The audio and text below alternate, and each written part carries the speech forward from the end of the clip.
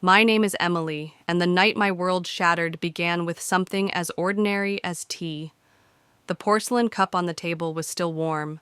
The almond cookies I baked the night before sat untouched, waiting for hands that would never hold them again. The clock ticked to 7 in the evening, the exact moment my husband Thomas usually walked through the front door. But that night, he did not. At first I convinced myself he was caught in traffic. Charleston streets could be unpredictable, and sometimes a sudden downpour delayed everything. Yet as the minutes crawled forward, silence pressed heavier on the walls around me. No jingling keys, no polished shoes clicking against the hardwood, just silence. And silence can scream louder than any thunder when you realize it is permanent. For 15 years I had lived in what I thought was a picture-perfect marriage. Thomas was calm, steady, and endlessly reliable. He never raised his voice. He never forgot a date. Flowers on Sunday mornings, dinners at 7 sharp crisp shirts folded neatly in drawers. It was the kind of rhythm that made you believe life could truly be simple. We never had children, but we told ourselves we were enough for each other. I believed him. I believed every smile, every quiet moment. Yet, that evening, as I stared at the locked front door, the puzzle pieces of our life no longer fit together. Something was missing. Something had always been missing, though I had trained myself not to look too closely. It is strange how grief can sharpen vision. One day you are blind to the cracks, and the next you see nothing but fractures. The phone call from the hospital had been brief. They said he collapsed on a Thursday. Massive cardiac arrest. He went quickly. The doctor's voice was rehearsed detached, as though reading a script he had delivered too many times. I nodded through tears, as if nodding could change the meaning of the words. But no amount of nodding brings back the man you loved. The funeral blurred together black suits, white flowers, polite condolences from strangers who seemed to know more about his professional life than I ever had. I clung to Claire, my best friend since college. She pressed cups of water into my hand that I never drank, whispered that I should eat when I could not swallow. Everyone spoke about how remarkable Thomas was, how steady, how admired. They were right. But admiration does not replace the sound of keys in the lock at 7 o'clock. I remember sitting alone after everyone left, staring at our framed wedding photo on the mantel. His smile looked permanent there, frozen in time. My reflection stared back at me from the glass. For a moment I wondered if that girl in the photo, bright-eyed, full of trust, was even me anymore. Loss is not quiet. People say it is silence, but they are wrong. Loss roars. It echoes inside every room, fills every drawer you open, every bed you climb into alone. It was in the untouched cookies, in the empty chair at the table, in the absence of footsteps behind me. And yet beneath the roar, something else stirred. A question, a whisper. Was I mourning the man I truly knew, or the man I only believed I knew? That question would not leave me. It sat heavy in my chest, daring me to find an answer. Looking back that night was not just the beginning of grief. It was the beginning of discovery. Because the silence Thomas left behind was not only from death, it was from secrets he buried deep. Secrets waiting in places he told me never to enter. Secrets that would rewrite every year of our marriage. I did not know it then. All I knew was that my husband was gone. But the truth was that I was not only a widow, I was about to become a stranger in my own life. And the first crack had already appeared. The crack that would lead me straight to a locked door, and to the realization that the man I buried was not the man I thought I married. In the weeks that followed Thomas's funeral, I lived inside a shell of repetition. People often said, "Take it one day at a time," but they never explained how heavy a single day could feel. Every morning, I woke to the same quiet house, the same half-empty closet, the same absence at the table. I moved through our home like a ghost, tracing the outlines of a life that suddenly felt staged. For 15 years, I believed I had been living in a marriage most people envied. Thomas never once raised his voice. He never arrived late. He paid the mortgage on time, left fresh flowers in a vase every Sunday, and always smiled when I asked about his day. He was polished, predictable, and calm. I thought that meant safe. I thought that meant forever. But as the silence of widowhood stretched, I began noticing details that once blended into the background. His briefcase was always locked. His phone never left his pocket. That garage key he insisted I never use? Why had I never pressed harder to know what he kept inside? I told myself it was respect. I told myself every marriage needed boundaries. But the longer I sat in the quiet, the more those excuses felt like lies I had swallowed without chewing. People asked me if I was angry. They expected rage at fate, at God, at the cruelty of sudden loss. But what I felt was stranger, an unease that grew every time I opened a drawer and saw files I did not understand, or walked past the garage and remembered his words. Nothing interesting in there, just tools. Thomas never liked grease on his hands. He barely knew how to change a light bulb. Why would he spend Thursdays at a garage?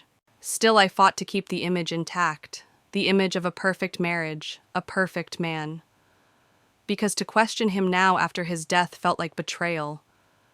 And yet some nights I lay awake wondering if betrayal was already living in the walls long before his heart gave out. One evening my sister Rachel visited. She hugged me too long, whispered condolences that felt rehearsed, and then without hesitation brought up money. She said Thomas had lent her a significant sum, and she hoped to settle it now that I was taken care of. Her tone was casual, almost entitled, as though grief were nothing more than paperwork. I laughed at first, certain she must be confused. But the way she smiled told me she wasn't. That smile haunted me. It clung to my thoughts, joining the unease already gnawing inside me. If my husband had been hiding financial secrets, what else had he concealed? Grief is supposed to bring clarity. At least that's what people promise, that loss forces you to see what matters. For me, grief was a magnifying glass pressed against the fine cracks of my marriage, showing me the fractures I had ignored for over a decade. And here is where I need to pause, not for myself, but for you listening. If you have ever lost trust in someone you thought you knew, if you've ever questioned whether your life was as solid as it looked from the outside, then stay with me. Because this story is not just about betrayal. It's about survival, about learning to reclaim power when the ground beneath you crumbles. Before I go further, I want to ask you something. Where are you watching from right now? Drop it in the comments, I truly want to know. And if stories like this resonate with you, make sure you subscribe because the journey I'm about to share is only beginning. That night after Rachel left, I could not sleep. I walked through the house in darkness, touching the furniture, like it might whisper truths I had missed. My hand grazed the polished floors, the spines of books, the framed photo from our wedding day. But instead of comfort, the photo unsettled me. We looked like strangers locked in a pose of happiness. Then I saw them, his keys, sitting on the hallway table as though waiting for me. Among the familiar brass shapes, one stood out, a key cut differently, one I had never used. My fingers closed around it, cold and heavy. The garage key. And with that discovery, the unease inside me sharpened into something undeniable. Curiosity, fear, resolve. Because when someone leaves you nothing but silence, you have no choice but to search for the voice they buried. The following morning, I drove to the industrial district where Thomas spent his Thursdays. The weeds between cracked asphalt seemed to whisper that secrets lived here, secrets my marriage had never prepared me to face. I stood before the metal door with the strange key in my hand, the silence of my new life pressing against my back. What waited behind that door would unravel everything I thought I knew. The morning sun spilled across Charleston like a thin sheet of gold, but I felt nothing warm inside me. My body moved on autopilot as I dressed, drank coffee I could not taste, and prepared myself for a task I never imagined, unlocking a door my husband had forbidden me to open. The drive to the industrial district was quiet. Abandoned warehouses leaned against each other like drunks at last call. Rusted roofs sagged, weeds pushed through cracked asphalt, and every corner seemed to hum with secrets. Thomas had come here every Thursday without fail. I had trusted him. Blindly. Now, with the key heavy in my pocket, that trust felt like a curse. The garage door was heavier than I expected. Metal groaned against metal as the lock turned like it was protesting the truth about to be revealed. I hesitated before pushing it open. My chest rose and fell with shallow breaths. Was I ready to see what my husband had hidden from me all these years? I stepped inside. The first thing that struck me was the smell dust and oil. Yes, but not the earthy scent of tools. The space was too clean, too deliberate, and then the lights flickered on. My heart stilled. It was not a garage. The walls were covered from floor to ceiling in photographs, news clippings, maps, and charts drawn in careful, obsessive detail. In the center stood a desk stacked with files. It was less a workshop and more a shrine one built to document a life I had never been allowed to see. My eyes traveled over the photographs first, dozens of images pinned in neat rows, each featuring Thomas, but not the Thomas I knew. Gone were the crisp suits and polished shoes. In these photos, he wore jeans, casual shirts, hair unkempt, posture relaxed. His smile. God, that smile was softer, freer, a stranger smile. And he was not alone. In almost every photo, a woman stood beside him. Dark hair, intelligent eyes, younger than me by at least 10 years. Her hand rested on his arm in one picture, his gaze turned toward her in another. They looked like a couple captured mid-laughter, mid-secret, mid-love. My throat tightened. Then came the photo that ended denial. The woman sat at a dinner table with Thomas. Beside them, a young man in his early 30s leaned forward, smiling. His resemblance to Thomas was undeniable, jawline, eyes, even the slope of his shoulders. My hands trembled as I flipped the photo over. Written in Thomas's unmistakable handwriting, Isabel and Logan. August 2024. August 2024. The same day I cooked Thomas's favorite meal at home, waiting for him to return from a client meeting. He had been here instead, smiling like a father, smiling like a husband to someone else.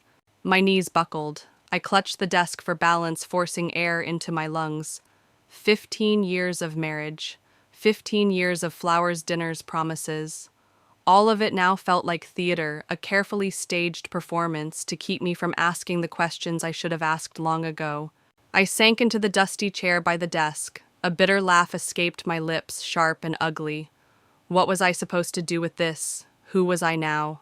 A wife, a widow, or just a prop in someone else's story? I wanted to scream. I wanted to tear down every photo, burn them, until the truth turned to ash. But my hands froze. Because alongside the pain, another thought pressed in evidence. Proof. If Thomas had built this shrine, it meant he had left behind more than memories. He had left behind records. And yet part of me still hesitated. Maybe I had misunderstood. Maybe the woman was just a colleague, the young man a distant relative. But the intimacy in those smiles... No, there was no misunderstanding. This was not friendship. This was family.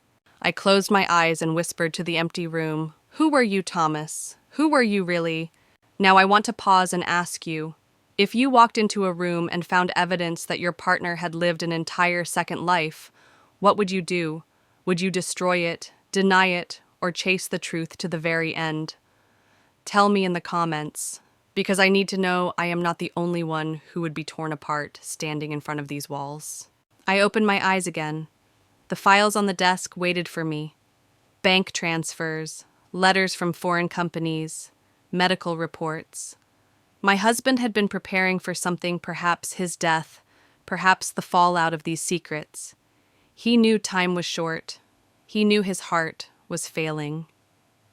And instead of confiding in me, he had spent his last days building a world that excluded me.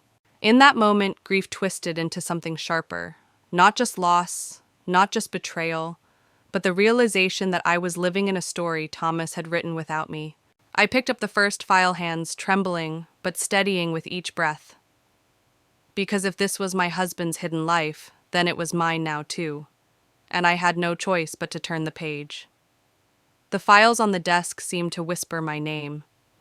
My fingers hovered above the papers, but I pulled back afraid of what they might reveal. Instead, I looked again at the wall of photographs, the endless rows of Thomas smiling like a man I had never met. It felt like standing in a museum of lies.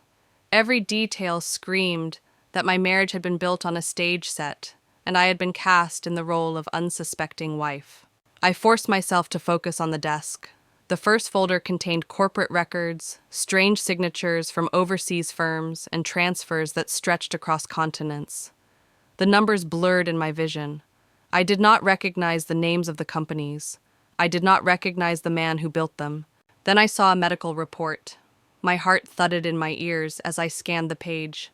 Crescent Heart Institute. Thomas's name printed at the top. The date barely 2 months ago. Diagnosis ischemic heart disease stage 3, high risk of sudden cardiac arrest. He had known. He had known he was dying, and yet he never told me. The betrayal cut deeper than any affair.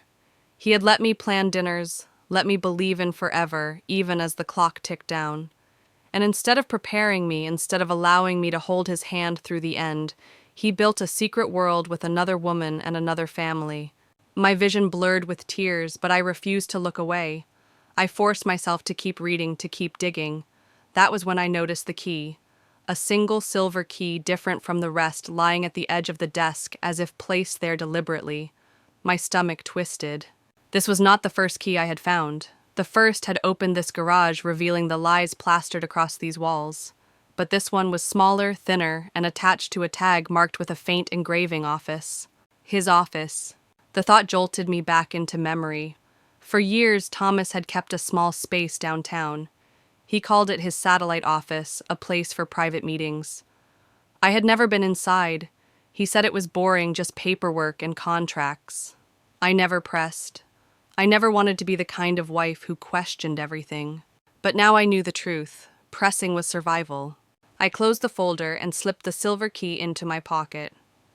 My hand shook as I reached for the sapphire necklace he had given me 2 nights before he died. I had tucked it into my purse almost as a comfort. Now, holding it in the cold light of this garage, I realized it was something else. On the clasp was a tiny hidden groove, too precise to be decorative. My mind raced. Could this necklace be more than a gift? Could it be part of whatever Thomas had left behind? The thought made my chest tighten, because if the necklace was a key, then Thomas had handed it to me on purpose, knowing his time was short. He had looked me in the eyes, kissed my cheek, and whispered that I was the only one for him, all while planning for me to find the truth after he was gone. I wanted to scream at him even in death. I wanted to demand why he had chosen silence over honesty, secrets over love. But the only answer I had was the necklace in my hand and the second key burning in my pocket. I stepped back, staring at the walls one last time. The photos no longer looked like memories. They looked like evidence. Evidence of betrayal, evidence of a man who lived 2 lives, and evidence of a secret larger than any marriage could contain. I locked the garage door behind me. The sound of metal sliding into place echoed like a gavel, as though I had sealed away the last trace of the woman I used to be. Driving home, my mind spun with questions. Who was Isabel truly? Why had Thomas built companies I had never heard of?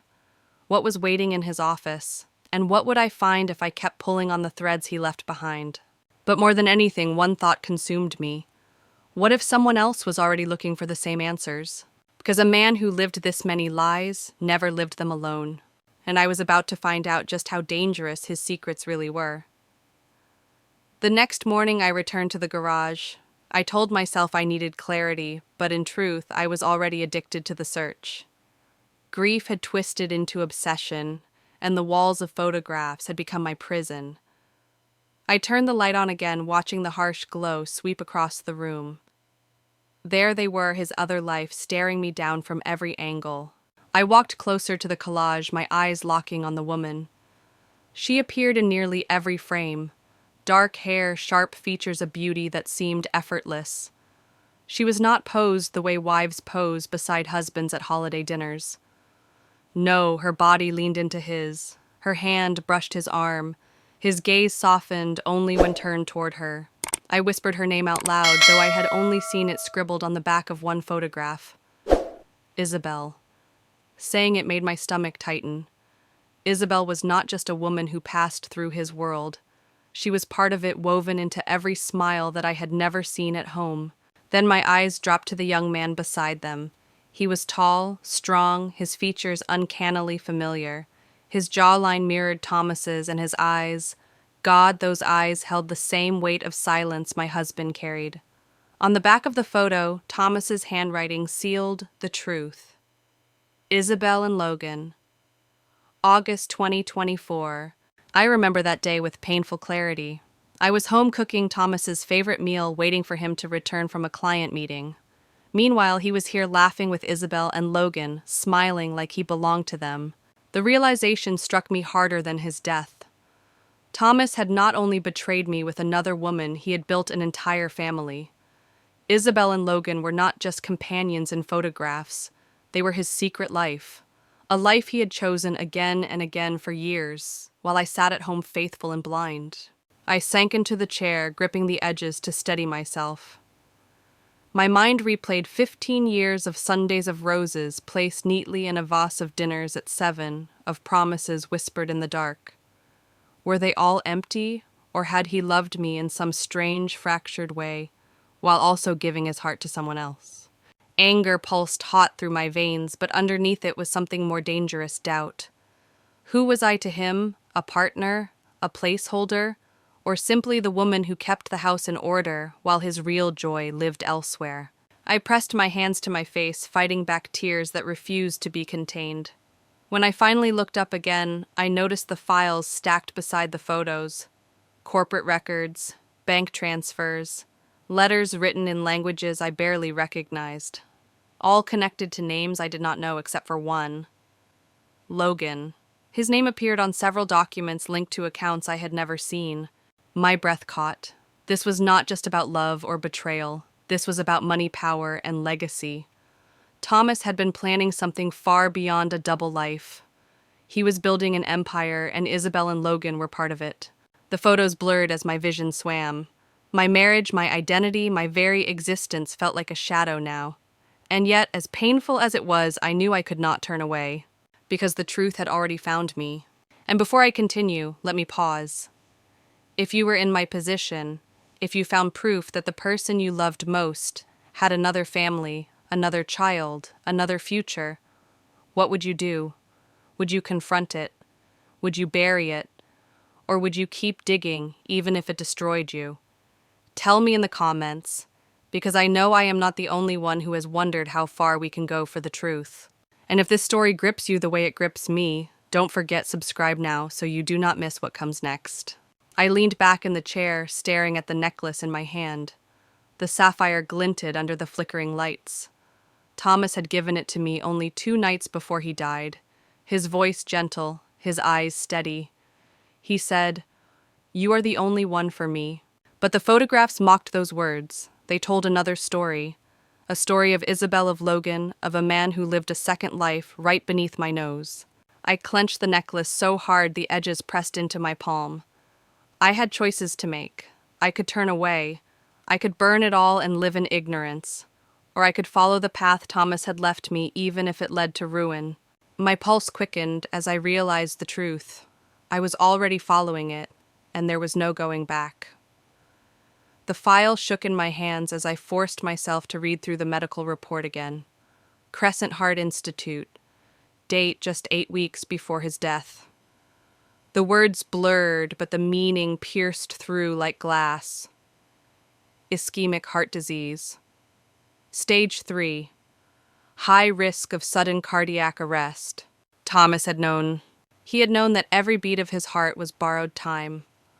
And while I spent evenings cooking his favorite meals, while I dreamed about vacations we never took, while I believed we had decades ahead of us, he had carried this truth alone. He had chosen to let me live in ignorance, smiling at me, as if forever were still promised. I slammed the folder shut, anger igniting hotter than grief. Why would he hide this? Why would he let me plan tomorrow when he knew tomorrow might never come? I wanted to believe it was to protect me, that he thought silence was mercy. but the photos on the wall whispered otherwise. He hadn't just been hiding his illness. He had been hiding his life. I remembered the night before he died. He handed me the sapphire necklace in its velvet box. His eyes lingered on mine a second too long, his kiss gentle on my cheek. "You're the only one for me," he said. Those words echoed now like a cruel performance. Because while he spoke them, he had already left pieces of himself scattered in another home, with another woman, with another son. The betrayal cut deeper with every memory. 15 years of rituals suddenly felt like rehearsals. Flowers on Sundays, dinners at 7, mortgage payments handled without question. He had created the illusion of stability while feeding his real joy elsewhere. And yet why the necklace? Why give me something that felt weighted with meaning just days before his death? I turned it over in my palm, tracing the clasp again. That faint groove still tugged at my mind. It was too deliberate, too intentional. Thomas had always been precise, methodical. This was not just jewelry, it was something more. My mind split in two. One part of me wanted to scream, to throw the necklace against the wall, to tear down every photograph and demand the universe give me back the truth. The other part of me, the part that had survived every quiet omission, every unanswered question during our marriage, leaned in closer. "Look deeper," it whispered. "He left this for you. He wanted you to find it." I pressed the necklace into my palm until the metal bit into my skin. If Thomas thought silence could protect me, he was wrong. Because silence was killing me faster than any truth could. That night I couldn't stay in our house. The walls felt like they were closing in, filled with shadows of dinners and conversations that now seemed staged. So I drove to Claire's apartment. She opened the door without a word, her eyes soft, her presence steady. I collapsed onto her couch, clutching the necklace like a lifeline. For hours I stared at it on the table between us, a symbol of love or a key to the lies he left behind. Claire didn't push. She never did. She simply sat beside me, letting silence fill the space until I was ready to speak. Finally, I whispered the words that had been burning in my chest. He knew. He knew he was dying. And he gave me this. Her hand touched mine. "Then maybe it's a clue," she said gently. The idea lodged in my mind and refused to leave. A clue. Not a gift, not a goodbye, but a path forward. If Thomas had left me this necklace, if he had left a second key in that garage, then his secrets weren't meant to stay buried. He had orchestrated this discovery piece by piece, even as his body betrayed him. I lay awake long after Claire had gone to bed, staring at the necklace glinting in the dark.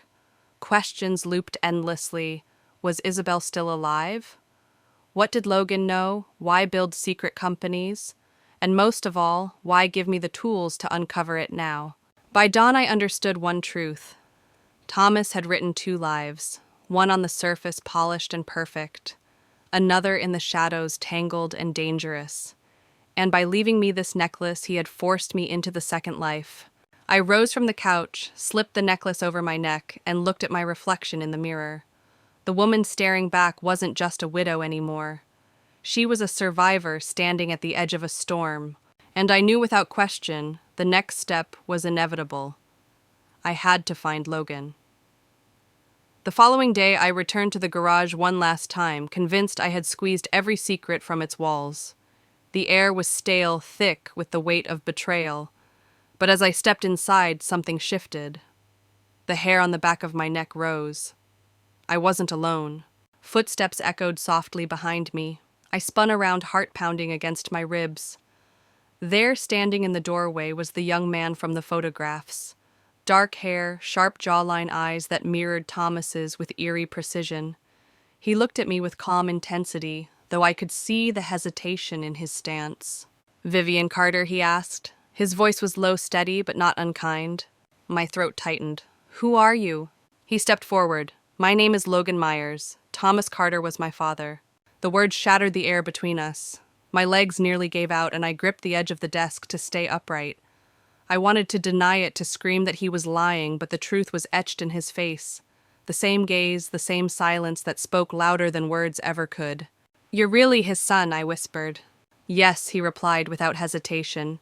I've known about you my whole life. He told me you were his wife, that you didn't know about me. My mother Isabel respected that. She never wanted to interfere. But after she passed last year, things changed. Her name landed like a stone in my chest. Isabel gone. I felt both relief and sorrow, a twisted mixture I couldn't untangle. I sank into the chair, my legs weak. "Why are you here?" my voice cracked. Logan reached into his backpack and pulled out a folded document. Its edges were yellowed, worn from handling. He held it out carefully. "Because my father wanted you to have this." My hands trembled as I unfolded it. Thomas's handwriting stared back at me. It wasn't notarized, just a draft of a will. Scribbled lines dividing assets, mentions of Logan, a company I had never heard of, Mercury South Holdings, and one final note that froze me in place. Access to remaining documents, secured, in office vault. Code, linked to personal item, gifted to V. My fingers flew to the sapphire necklace around my neck, the clasp, the groove. It wasn't just a gift, it was a key. I looked up at Logan, who watched me with quiet recognition. "He gave me this," I whispered, 2 nights before he died. Logan nodded. "Then you have what we need. The vault isn't just paperwork, it's protection." He said if something happened, someone would come looking for leverage for what he left behind. I stared at him, my thoughts spiraling. My husband had been dying. He had known his time was short. And instead of preparing me with honesty, he had left breadcrumbs, forcing me to piece together a puzzle I never asked for. I wanted to hate Logan, to see him as proof of betrayal. But as he stood there, steady and solemn, I realized he wasn't the enemy. He was as much a victim of Thomas's double life as I was. I took a deep breath, steadying my voice. "If we do this, if we open that vault, we do it together. No more secrets." Logan's eyes softened, a flicker of relief passing through them. "Together," he said. "And before I move forward, I want to turn this question to you. Imagine standing face to face with the child your partner hid from you for years. Could you accept them? Could you set aside betrayal and see them as family, or would the wound cut too deep? Tell me in the comments, because I know many of you would wrestle with the same choice." That night I returned to Claire's with Logan by my side. We placed the necklace on the table like a live grenade, its weight pressing down on all of us. Claire, ever my anchor, crossed her arms and said, "You're not opening his secret vault without backup." Her voice was firm, protective. For the first time since Thomas died, I felt something spark inside me. Not peace, not closure, but purpose. The storm wasn't over, it was only gathering. And now I wasn't facing it alone. Logan leaned back in his chair, eyes fixed on the necklace. "My father left you the final piece," he said quietly. "The question is, are you ready to use it?" I didn't answer right away, but deep down I knew the truth. Ready or not, there was no turning back. 2 days later, Logan and I stood in front of a glass-walled office on the 14th floor of a downtown high-rise. My heart pounded harder with every step down the sterile hallway. The receptionist hadn't even looked up when Logan swiped us in with his key card. It felt surreal walking into a world Thomas had kept sealed from me for more than a decade. The office was sleek, modern, and cold. No photos of us, no mementos from our life together. Just gray walls, black furniture, and the faint trace of cologne I didn't recognize. For a moment, I couldn't breathe. This was where he spent his time while I sat home alone, believing he was working late for us. Logan motioned toward the wall behind the desk. A large abstract painting hung there, bold strokes of red and black. "The vault is behind that," he said quietly.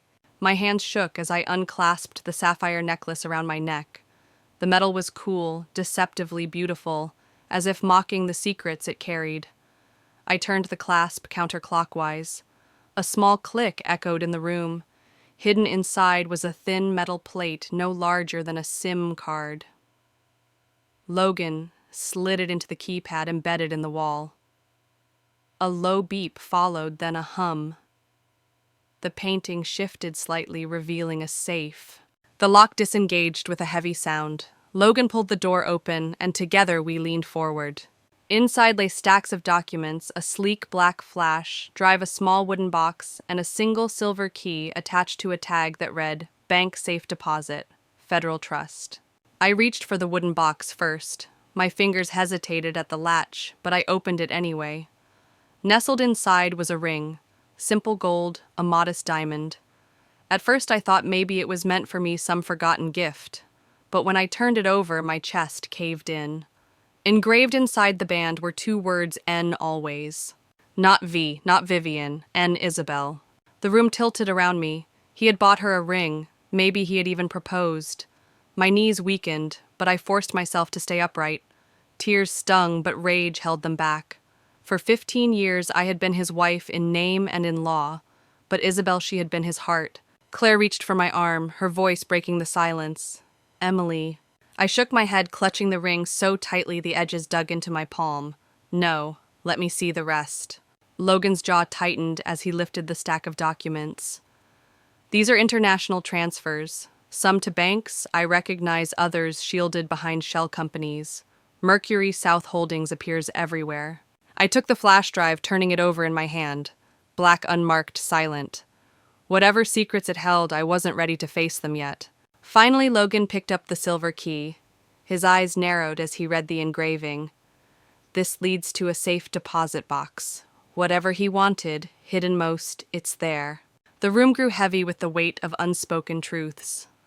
My husband hadn't just built a second family. He had built an empire in the shadows, fueled by secrets that could destroy us all. Logan handed me a folded letter. My name was written on the front in Thomas's handwriting. My hands shook as I opened it. Vivian, if you are reading this, it means I am gone.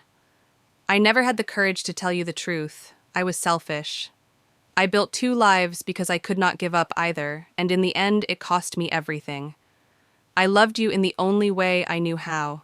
I wanted you to be safe. That is why I left you the papers, the access, the truth. Use them as you see fit. Burn them, bury them, or expose it all. Forgive me if you can. If not, I understand. Thomas. I stared until the words blurred. Forgive him. How could I forgive a man who had stolen 15 years of my life, who had looked me in the eyes with love while building a kingdom of lies? I folded the letter carefully and slid it back into its envelope. My hands steadied. For the first time since his death, I realized something important. Thomas hadn't left me powerless. He had left me armed. I looked at Logan, then Claire. We go to the bank, I said. Whatever he left there, we finish this. Because secrets weren't meant to rot in safes. They were meant to be dragged into the light. The letter trembled in my hands as I read it again under the fluorescent office lights. Thomas's words cut deeper than any knife. I built 2 lives, because I could not give up either. He admitted it as casually as one admits, forgetting to take out the trash. 2 lives. One with me, stable, polished, predictable.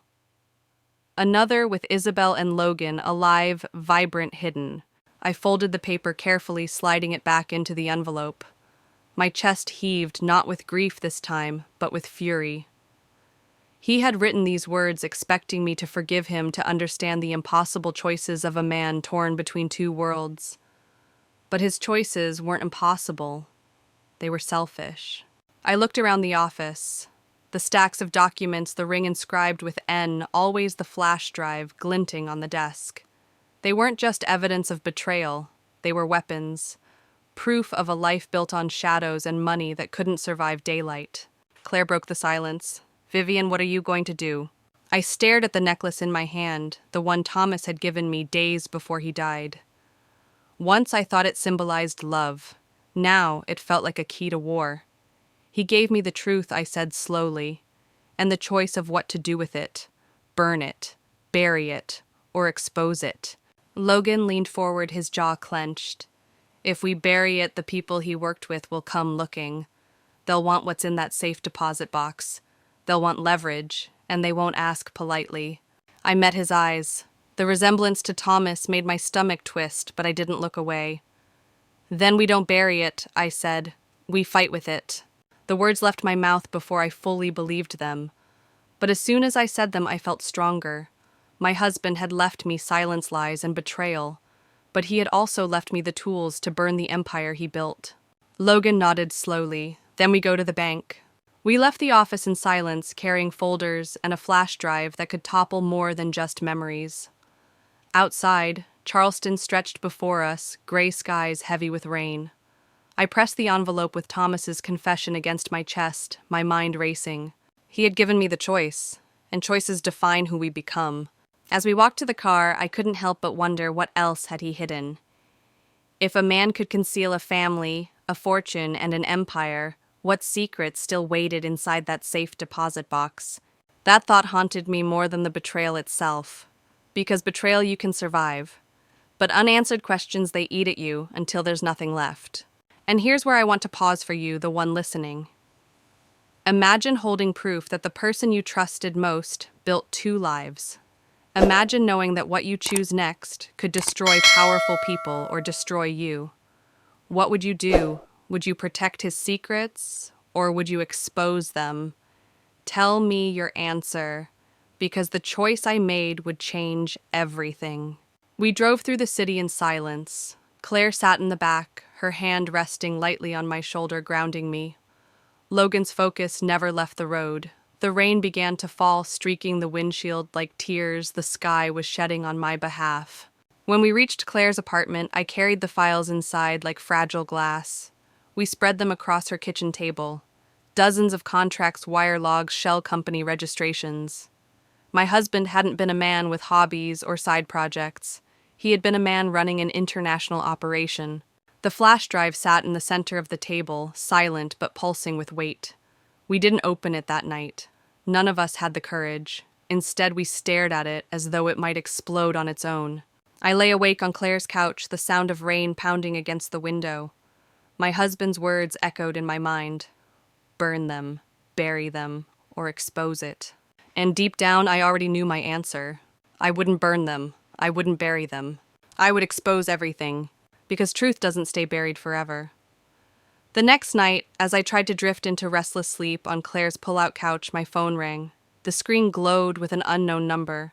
Against my better judgment, I answered. Vivian Carter, a man's voice said smoothly. Yes, my throat tightened. This is Gordon Blake. I was a business associate of your husband's. I believe you have something that belongs to me. My grip on the phone tightened. I don't know what you're talking about. Yes, you do, he replied, his tone steady, almost calm. The documents from the vault, some of them concern international transfers. Accounts I helped set up. I suggest we meet. I'm not meeting anyone, I snapped. His voice dropped lower, more dangerous. You will. Because the others Thomas worked with, they're not as polite as I am. They don't ask. They take. He hung up before I could respond. My pulse raced as the silence in the room roared back. By morning, I told Logan what had happened, his jaw clenched, anger flashing in his eyes. He contacted me too, he admitted. But that's not all. Someone else called last night. He handed me a slip of paper. On it was a name, Victor Crane. He claims he's the original source of the funds Dad moved, Logan said, pacing the room. He told me if we don't return everything by the end of the week, there will be consequences. Consequences. The word echoed like a threat carved into stone. I didn't need to ask what it meant. I already knew. Claire folded her arms, her voice steady but firm. Then you don't run. You don't hide. You find out exactly what you're holding, because information is the only weapon you have. She was right.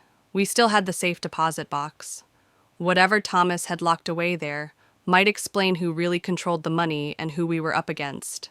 The idea chilled me, but it also lit a fire. For the first time since Thomas's death, fear wasn't paralyzing me. It was sharpening me. I had something these men wanted, and that meant I had power. Later that afternoon, Logan and I sat in Claire's kitchen, staring at the files spread across the table. Contracts, transfers, companies I had never heard of. Mercury South Holdings appeared everywhere like a ghost. Dad built this to last, Logan muttered, sifting through the pages. But he knew it would collapse if anyone like Gordon or Crane got greedy. That's why he made backups. That's why he gave you the necklace. I studied Logan, wondering how much of Thomas he carried in him. Not just the eyes or the jawline, but the instincts, the secrets. And yet he stood with me now, not against me. Still doubt whispered inside me. Could I really trust him? Could I trust anyone touched by Thomas's double life? And that's the question I want to ask you. If you discovered a hidden family member in the middle of a storm like this, would you trust them to fight beside you? Or would you always suspect they were part of the same betrayal? Tell me what you think, because even now, I wrestle with that answer. That evening we made our plan. The next morning we would go to Federal Trust with the silver key. We would open the safe deposit box and face whatever Thomas had hidden. As the sun set, I stood by Claire's window staring at the city skyline. Fear coiled in my stomach, but beneath it was something harder, determination. Gordon Blake thought he could intimidate me. Victor Crane thought threats would send me running, but they didn't know me. They didn't understand that betrayal has a way of burning fear out of you. Because once you lose the person you trusted most, what else is there to be afraid of? Savannah greeted us with rain and silence. The drive down had been long, the kind that fills a car with unspoken questions. Logan kept his eyes on the road, his jaw tight, while Claire occasionally glanced at me in the rearview mirror, as if to make sure I hadn't shattered completely. The silver key from the vault weighed heavily in my purse, but today wasn't about the bank. Today was about a man Thomas once trusted. His name was Edward Holloway Thomas's old college friend. Isabel had mentioned him once, Logan told me. She said he was the only person who ever told Thomas the truth, even when Thomas didn't want to hear it. That was enough reason for us to find him. Edward's house looked like something from another century, a tall brick structure covered in ivy, its windows glowing faintly in the gray light. When he opened the door, I was struck by his eyes. Sharp, steady, and far too knowing. "You must be Vivian," he said without hesitation. His gaze flicked to Logan. "And you must be his son." The words stung, but I nodded. Thomas said we'd come. Edward's face softened into something like sadness. "He did. He told me if it all came apart, you would find me." He stepped aside. "Come in." Inside the house smelled of paper and pipe smoke. Bookshelves lined the walls, a piano sat polished in the corner, and the air felt heavy with memory. Edward motioned for us to sit, then disappeared into another room. He returned moments later with a sealed envelope. "He left this with me," Edward said. "Told me to open it only if both of you showed up together." My fingers shook as I broke the seal. Inside was a short, handwritten letter and a second will. I scanned the pages, my stomach dropping with every line. This one was different from the draft Logan had given me. It mentioned Logan by name, yes, but it also named something I hadn't expected. Unborn child of Rachel Carter. 25% of private savings held offshore to be placed in trust until age 21. The words blurred. I felt the blood drain from my face. Thomas had accounted for Rachel. Not for her directly, but for the child she carried. He had known. I looked up, my voice barely more than a whisper. He planned for everything, even this. Edward leaned forward, his eyes heavy with understanding. He trusted the child, not the mother. That's why her name isn't listed. He didn't want Rachel to touch a cent until the child came of age. Claire let out a slow exhale, so Rachel gets nothing now, legally. Logan clenched his fists, jaw working, but she won't stop. She'll try to manipulate her way into it. She always does. Edward nodded toward the flash drive I still hadn't opened.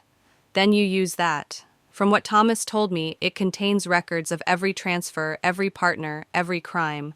If Rachel or anyone else tries to force your hand, that drive is your weapon." For the first time since Thomas died, a strange feeling washed over me. Not peace, but power. I wasn't just the widow fumbling through betrayal anymore. I was the one holding the blueprint to an empire. I folded the second will carefully, my voice steadier than I felt. "Then that's exactly what I'll do. For the baby, not for Rachel. For the child who didn't ask for any of this." Edward studied me, a faint smile tugging at the corners of his lips. "Then you're stronger than Thomas ever was. He built walls. You're willing to tear them down." His words lingered as we left the ivy-covered house. The rain had eased, but the air was still thick with storm. I glanced at Logan beside me, at the weight in his shoulders, the silent anger in his eyes. For him, this wasn't just betrayal, it was inheritance. As we drove back toward Charleston, I stared at the will folded in my lap. My husband had built lies brick by brick, but he had also left me the tools to survive them. And now survival meant preparing for war. Because Rachel wasn't just carrying a child, she was carrying a claim. The following morning, Logan and I walked through the heavy glass doors of Federal Trust. The building looked ordinary from the street tucked between a law office and an old hotel, but inside it smelled of money and secrecy. Every marble tile and brass railing seemed designed to whisper, "Here, nothing escapes." The vault manager eyed the silver key in my hand. "It's been years since this box was accessed," he said. His voice carried no curiosity, only procedure. "Registered under Mercury South Holdings." He checked my ID, raised one eyebrow, then led us down into the basement. Layers of steel doors and thick walls closed around us as we descended. The air grew colder, the silence heavier. When the final door shut, we were alone. The manager left us with gloves and a warning, "Take your time. Lock it again when you're done." My hand trembled as I slid the key into the lock. Logan stood beside me, his presence steady, though his jaw was tight. The lock turned smoothly like the box had been waiting for me. The drawer slid out, revealing only 2 items, a manila folder and a photograph. My heart sank. No stacks of cash, no gold bars, no escape fund, just paper. I lifted the photograph first. My stomach twisted. There was Thomas standing proudly in front of a black SUV. On either side of him stood 2 men, Gordon Blake and Victor Crane. All 3 had their arms crossed, laughing. Behind them loomed a warehouse I didn't recognize. "They weren't just associates," I whispered. "They were a team." Logan's face darkened. "And now they're circling us." I set the photo down and opened the folder. Inside were dozens of agreements, shell company registrations, offshore accounts. My hands shook as I flipped through the pages until I reached one marked in bold red ink, Crane, Blackmail Insurance. The words made my blood run cold. Page after page, detailed payouts, secret accounts, incriminating evidence proof that Thomas had kept meticulous records of every shady deal. This wasn't just leverage. It was a loaded gun aimed at everyone he worked with. I whispered to the steel walls around me. "He didn't just leave me a mess, he left me a weapon." For a long moment, Logan and I just stood there staring at the folder as though it might explode. Then he said quietly, "With this, they can't touch us. But it also means they'll do anything to get it back." I slid the documents back into the folder, my pulse racing. The vault was no longer a mystery. It was a battlefield. And before I go further, I want you to picture this. Holding in your hands the kind of evidence that could ruin powerful men, the kind of secrets people would kill for. What would you do? Would you run? Would you burn it? Or would you hold it close and wait for the right moment to strike? Think about it, because the choice I made would bring me face to face with the darkest truth of all. When we returned to Claire's, the folder lay open on her kitchen table. She traced her finger over the red letters, "Blackmail Insurance." Her voice was grim. "This isn't insurance for you, it's insurance for them, and now you're holding it." Her words settled in my chest like lead. Thomas had built this empire brick by brick, hiding behind layers of corporations and lies. And then when his heart began to fail, he left me the blueprint. Not to protect me, not even out of love, but because he knew the storm he'd unleashed would come for me too. That night, as rain lashed against the windows, I stared at the folder until the words blurred. Somewhere inside me, a line shifted. I was no longer the woman who baked almond cookies and waited for her husband to come home at 7. I was the widow of a man who had played with fire, and I was holding the matches. And soon I would learn just how much those flames could consume. By the next morning, I knew we couldn't keep the folder hidden in Claire's kitchen any longer. It was too dangerous, too valuable. The kind of evidence Thomas had collected wasn't just paperwork. It was dynamite. And dynamite doesn't sit quietly without drawing attention. We drove to meet Marcus Doyle, a lawyer who had once handled my father's estate. He was discreet, allergic to drama, and the only man I trusted to look at something this explosive. When we entered his office, the blinds were drawn and the smell of coffee lingered in the air. Marcus raised his brow at the stack of documents in my arms, but said nothing until I set them on his desk. "I need insurance," I said flatly. "Not a lawsuit, not charges. Insurance." Marcus nodded slowly. "Show me." As he flipped through the folder, his expression never changed, but his knuckles whitened. Wire logs, false invoices, offshore transfers, it was all there. "This isn't just shady," he said finally. "It's criminal, international. With this much evidence, you're not holding a mess, you're holding leverage. I exhaled, my hands shaking slightly. That's all I want. Leverage. If anyone comes for me or for Logan, I want them to know they're not walking away unscathed. Marcus leaned back in his chair, his eyes sharp. Then we make copies. Digital. Physical. 3 sets. One here, one with you, and one with someone completely separate. Claire spoke up immediately. Give one to me. If anything happens, I'll release it. For hours, we scanned files, copied flash drives, and sealed envelopes. The office buzzed with the sound of printers and shredders, as if we were constructing a fortress made of paper and code. Each duplicate made me feel less like prey and more like a predator waiting for the right strike. By the end of the day, Marcus drafted a simple letter. At the bottom, I added one line in my own handwriting, "Try me, VC." We sent it to Gordon Blake's office via courier. The response came within 15 minutes. My phone rang and his voice hissed through the line. "You think you're clever," he spat. "You're in over your head." "No," I said calmly. "You are. Because the next call I make is to the IRS, and after that Interpol." There was silence, then the sound of a man recalculating his odds. Finally, he laughed short and bitter. "All right, what do you want?" Nothing, I replied. No calls, no threats, no late-night warnings. "If you touch me or anyone I know, every file, every signature, every transfer goes public. You don't want that kind of trouble." "You already have that kind of trouble," he sneered. "The difference," I said, "is that I'm not afraid of it anymore." When the line went dead, my hands trembled, not from fear but from adrenaline. For the first time, I realized I wasn't running. I was fighting. And that's where I want to pause and speak to you directly. When life corners you, when betrayal cuts so deep that silence is no longer an option, would you fight back? Would you risk everything to stand your ground? Or would you fold, praying the storm passes?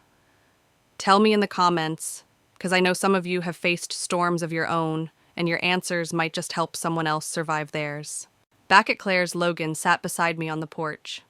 The flash drive was in his pocket, another copy buried in the planter box beneath the steps. We were paranoid, yes, but paranoia was survival now. "I didn't know he was capable of all this," Logan said quietly. "My mom always said he was complicated. I thought she meant sad, not corrupt." "He was both," I whispered, staring at the horizon. And yet as the sun sank behind the Charleston skyline, I felt a strength building inside me. Betrayal had taken my husband. But it had also given me something unexpected, the will to fight back. And this fight was only beginning. 2 days later, I sat in Claire's living room, the USB resting on the coffee table in front of me. Its small, unmarked black surface seemed almost innocuous, but I knew better. Inside, it was a world Thomas had built in secret, a world meant to control, manipulate, and hide truths that I was now about to confront. Logan sat beside me, tense and silent. Claire brewed tea, her hand steady as always, offering comfort in the calmest way she could. I took a deep breath and plugged the USB into my laptop. The screen flickered before revealing a single folder labeled Vivian. My fingers hovered, hesitant. This wasn't just information. This was the culmination of every lie, every secret, every betrayal Thomas had left behind. The first file opened a video dated just 10 days before Thomas died. My pulse hit my throat. There he was, but not the husband I knew. This Thomas looked hollow. His eyes were tired, his shirt wrinkled, his posture slumped as though the weight of his double life had finally caught up with him. He leaned forward, speaking directly into the camera. "Vivian," he said. The tone of his voice made the room feel colder. "If you're watching this, it means I didn't make it, or I ran out of time. There's no easy way to say this, so I'll be direct. You were never the one I needed to hide things from. You were the one I wanted to protect." I froze. My heart pounded, not from fear alone, but from the inevitability in his words. He continued, "There's someone you need to be careful with, someone you trust more than you should. That person is Rachel. She has manipulated events, and you will see that the pregnancy is no accident. Everything she has done, she planned. The night you told her you couldn't continue, she threatened to expose my funds, my shell accounts, everything I worked to protect you from. And I fear she may have harmed Isabel." Claire's hand flew to her mouth. Logan's fists clenched. I felt the air leave the room as if his words had sucked it out. Thomas went on explaining in meticulous detail how Rachel had leveraged her position, how she had planned the timing of her pregnancy, and how Isabel's sudden death, officially a car accident, was suspiciously aligned with Rachel's manipulations. He couldn't prove it, but the evidence was enough to make the warning clear. I sank into the couch, gripping the edges as if they could hold me together. Rage, disbelief, fear, they all collided at once. My husband had died, leaving me not only betrayal, but also the weight of a web I hadn't imagined. "You have a choice," Thomas's recorded voice echoed in the room. "Walk away, take what's yours, leave them to their schemes. Or fight back, but do not fight alone. Trust Logan, trust Claire, trust yourself." I exhaled slowly, my pulse still hammering in my ears. Thomas had orchestrated this final move from beyond the grave. Even in death, he tried to protect me while simultaneously preparing me for war. I turned to Logan, who nodded slightly, understanding my thoughts without words. The weight of the USB was no longer a burden. It was a tool, a weapon, a key to reclaiming agency. We could expose Rachel, confront Gordon Blake, and take control of what Thomas had left. And that's the point where I realized betrayal had not defeated me. It had sharpened me. The woman Thomas thought he could protect by keeping secrets had become a strategist in her own right. Before we acted, I paused. If you had the chance to confront someone who had manipulated events to harm someone you loved, what would you do? Would you walk away or fight back? I want you to think about it because in moments like these, hesitation can cost you everything. The video ended and the screen went black. I sat there, the silence pressing in. Rachel didn't know I had seen it. Not yet. She thought she was in control, basking in the illusion that I would remain oblivious. But now I held the truth, and truth, when wielded correctly, was power. The following week, I returned to the house I had shared with Thomas, not to reclaim it, but to close a chapter. The air was heavy with the ghosts of dinners and conversations I now knew had been staged. Each room whispered memories I no longer trusted. The kitchen smelled faintly of the almond cookies I used to bake, but even that comfort was hollow. I ran my hand along the backs of chairs, the smooth door frames, the cracks in the floorboards we never fixed, as if tracing the life I had once thought was mine. I reached the garage last. The door loomed before me, metal cold under my fingers. I paused, the weight of the past pressing against my chest. With deliberate calm, I locked it behind me. Not to hide anything, but to mark a boundary I would not cross again. The secrets within would remain Thomas's ghosts, and I would step forward into my own life. Logan was waiting outside, his expression unreadable but steady. He had been a constant presence since I discovered the truth, and I trusted him in ways I hadn't thought possible. We didn't speak as I slid into the car. Silence carried us to Claire's house, where she waited, tea in hand, watching me like she always had, quietly steady, offering a sanctuary for thoughts too heavy to speak aloud. I clutched the sapphire necklace in my fist, its weight both comforting and excruciating. Every memory of Thomas, every deception, every hidden plan he left behind seemed to press into the gem. And yet it no longer felt like a shackle. It was a reminder of survival, of power reclaimed. We spent hours that morning organizing what remained of Thomas's secret life. The files, the USB, the letters, the keys. Each piece was cataloged, duplicated, secured. We had become guardians of a legacy that could destroy people, yes, but also protect us from the chaos he had left behind. When we finally stepped back, I felt the first sense of clarity I had in months. I was no longer a pawn in Thomas's hidden games. I was a player. The betrayal, the lies, the second family, they had not broken me. They had given me the chance to rise above. Later that afternoon, I invited Rachel to Claire's porch under the guise of reconciliation. She arrived wearing a pale blue dress that hugged her belly, smiling as though she had won. Logan stayed inside out of sight, the flash drive tucked safely away.